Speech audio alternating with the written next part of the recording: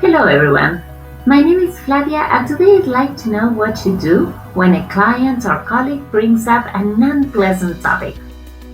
Do you get straight to the point or do you speak vaguely and avoid talking about the issue? If you chose the second option, you should watch the following movie scene to up-level your business vocabulary.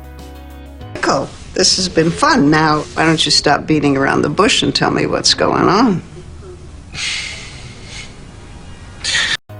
When you speak about lots of unimportant issues because you want to avoid talking about an issue that is difficult or unpleasant, you beat about or around the bush.